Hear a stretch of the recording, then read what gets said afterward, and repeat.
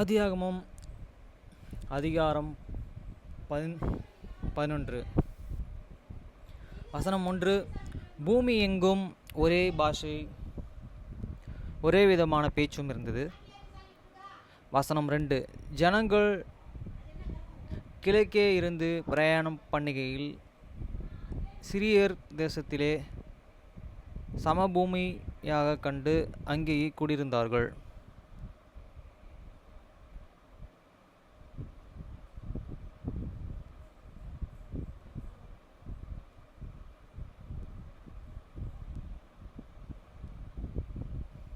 வசனம் 2.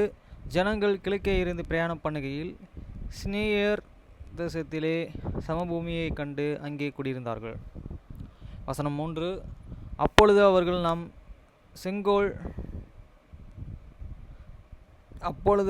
நாம் செங்கல் அறுத்து அதை நன்றாய் சுடுவோம், வாருங்கள் என்று ஒருவரோடு ஒருவர் பேசிக்கொண்டார்கள். கல்லுக்கு பதிலாக செங்கலும் சாந்துக்கு பதிலாக நிலக்கிலம் அவர்களுக்கு இருந்தது.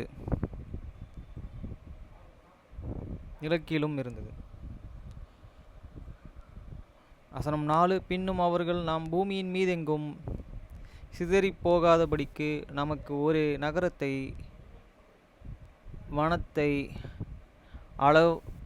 அளவும் சிகரமுள்ள ஒரு கோபுரத்தையும் கட்டி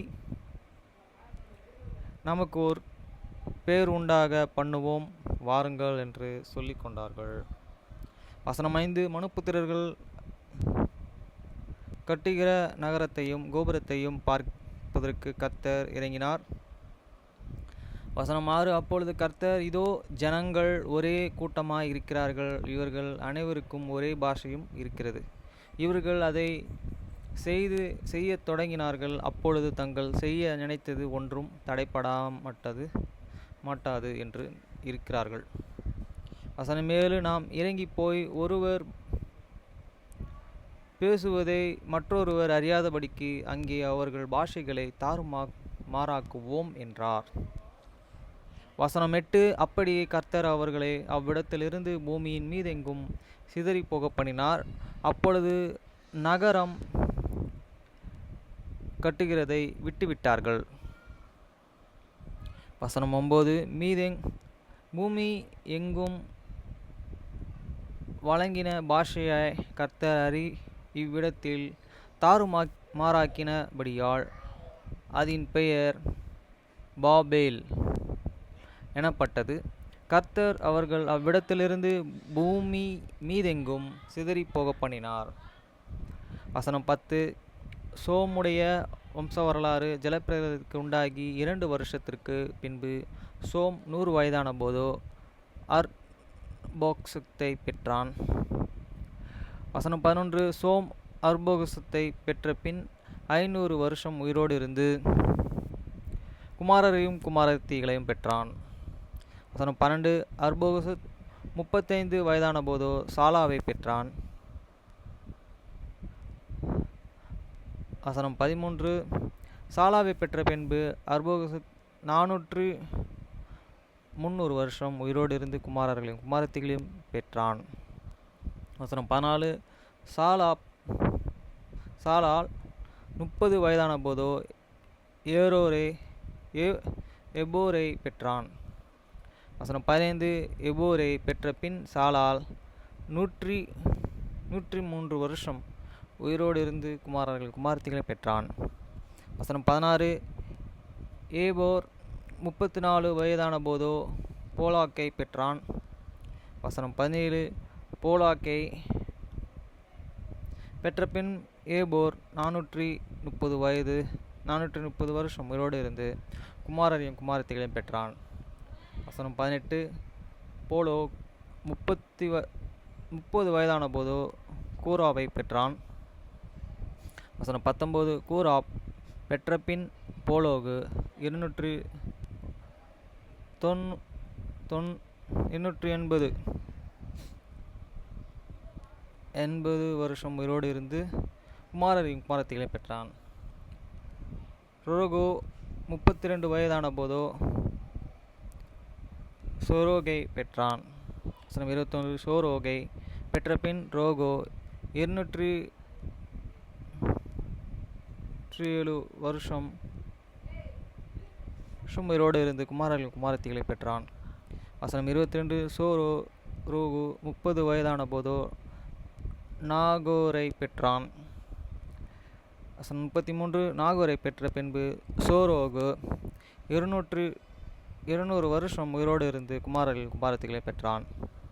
வசனம் 24. நாகோர்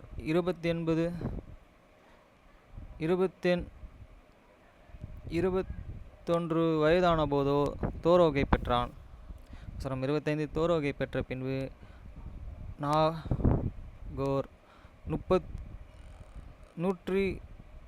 119 வருஷம் உயிரோடு இருந்து குமாரர்கள் குமாரத்திகளை பெற்றான்.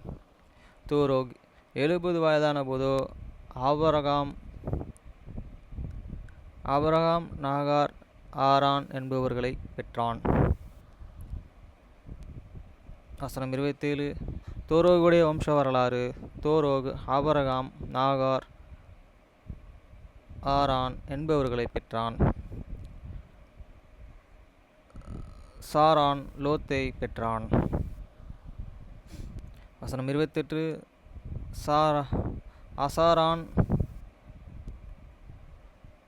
அசாரான் தன் ஜந்தம் பூமியாகிய ஊர் என்கிற கல்தேயர் தேசத்தை பட்டணத்திலே தன் தகப்பனாகிய தோரோகு மரிக்கும் முன்னே மரித்தான். வசனம் 29. ஆபிரகாமும்